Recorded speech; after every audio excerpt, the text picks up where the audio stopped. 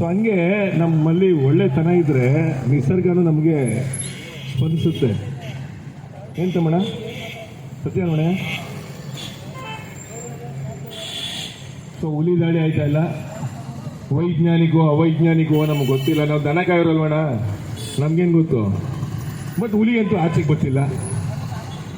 ಹಂಗಾಗಿ ನೆಕ್ಸ್ಟು ದಯವಿಟ್ಟು ಇನ್ಯಾವುದೇ ಕಾರಣಕ್ಕೂ ಈಗೇನು ನಿಲ್ಲಿಸಿದ್ದೀರಿ ಸಫಾರಿನ ಶಾಶ್ವತವಾಗಿ ನಿಲ್ಲಿಸ್ಬಿಡಿ. ಪ್ರಾಣಿ ಪಾಡಕ್ಕೆ ಪ್ರಾಣಿ ಕಾಡಲ್ಲಿರಲಿ, ನಮ್ಮ ಪಾಡು ನಾವು ಊರಲ್ಲಿರವ. ಹಂಗೂ ಪ್ರಾಣಿ ನೋಡಬೇಕು ಅನ್ನೋ ಆಸೆ ಆಯಿತು ಅಂದರೆ ಝೂಗ್ ಬರ್ರಿ.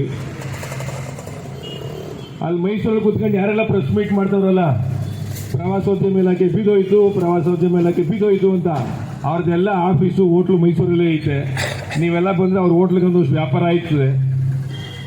ಅಟ್ಲೀಸ್ಟ್ ಇಲ್ಲ ಆಯ್ತಾರಲ್ಲ ಆಸು ಪಾಪ ಅಲ್ಲಿ ಬರಲಿ ದುಡ್ಡು ಅವ್ರಿಗೆ. ಯಾರೋ ಒಂದಿಬ್ರು ಅಡ್ವಾನ್ಸ್ ಬೇರೆ ಹಾಕೊಂಡಿರಂತೆ ಒಂದೆರಡು ರೆಸಾರ್ಟ್ಗೆ, ಅವ್ರಿಗೆ ಆ ನೋವು ಬೇರೆ ಐತೆ. ಇನ್ನೇನು ಶುರು ಮಾಡ್ಸಕ್ಕಿದ್ದೆ ಬಿಡಿ ಮುಗಿ ನನ್ನ ಮಕ್ಕಳೆಲ್ಲ ಸೇರ್ಕೊಂಡು ನಿಲ್ಲಿಸ್ಬಿಟ್ರಲ್ಲ ಅಂತ.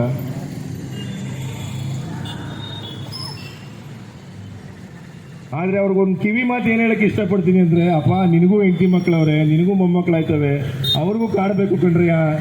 ನಿಮ್ಮ ಮೊಮ್ಮಕ್ಳಿಗೋಸ್ಕರನೂ ಕಾಡು ಉಳಿಸೋಕೆ ನಾವೇ ಗುದಾಡ್ತಾ ಇದೀವಲ್ಲಪ್ಪ ಮರೆಯ ಅಂತ ಹೇಳ್ಬೇಕು ಅವ್ರಿಗೆ. ಇಲ್ಲ ನನ್ನ ಮಕ್ಕಳ ಜೊತೆಗೆ ಅವನ ಮಗುಗೂ ಟಿ ವಿಲಿ ಹಾಕ್ಬಿಟ್ಟು ತೋರಿಸ್ಬೇಕು, ಹುಲಿ ಅಂದರೆ ಹಿಂಗಿತ್ತು, ಸೇಳಂದರೆ ಹಿಂಗಿತ್ತು, ಕಾಡಂದರೆ ಹಿಂಗಿತ್ತು ಅಂತ ಅವನು ಹಂಗೆ ಟಿ ವಿಲಿ ತೋರಿಸ್ಬೇಕಾಯ್ತದೆ. ಅವ್ರ ಮಕ್ಕಳು ಅವ್ರ ಮೊಮ್ಮಕ್ಕಳಿಗೂ ಅಲ್ವಣ್ಣ. ಸೊ ಹಾಗಾಗಿ ಇವತ್ತೇನು ಹೋರಾಟ ಮಾಡ್ತಾ ಇದ್ದೀವಿ, ಇದು ಯಾರೋ ಒಬ್ರಿಗೋಸ್ಕರ ಇಬ್ಬರಿಗೋಸ್ಕರ ಅಥವಾ ಯಾರ್ದೋ ಸ್ವಾರ್ಥಕ್ಕೋಸ್ಕರ ಅಲ್ಲ. ಇದು ಸಮಾಜಕ್ಕೋಸ್ಕರ, ರೈತರಿಗೋಸ್ಕರ, ನಮ್ಮೆಲ್ಲರ ಉಳಿವಿಗೋಸ್ಕರ ಮತ್ತು ನಮ್ಮ ಭವಿಷ್ಯಕ್ಕೋಸ್ಕರ. ಸಾಧಾರಣ ಇಷ್ಟೊತ್ತರೆಗೂ ಮಾತಾಡಲ್ಲ. ಈ ಅಣ್ಣ ಏನು ಮಾಡ್ಬಿಟ್ಟೈತೆ ರವಿ ಅಣ್ಣ, ಏನಿವತ್ತು ಅನಿರ್ದಿಷ್ಟಾವಧಿ ಅಂದ್ಬಿಟ್ಟೈತೆ.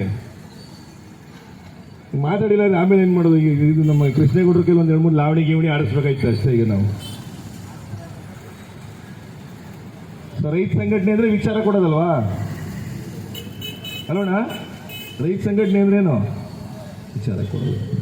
ಸೊ ಹಾಗಾಗಿ ಆವೇಶಕ್ಕೊಳಗಾಗದೆ, ಭಾವೋದ್ವೇಗಕ್ಕೊಳಗಾಗದೆ, ನಮ್ಮ ಮಾತನಾಡುವ ಶೈಲಿ ಮೇಲೆ ಕಂಟ್ರೋಲ್ ಇಟ್ಕೊಂಡು, ಹತೋಟಿ ಇಟ್ಕೊಂಡು, ಪದ ಬಳಕೆಗಳ ಮೇಲೆ ಗಮನ ಇಟ್ಕೊಂಡು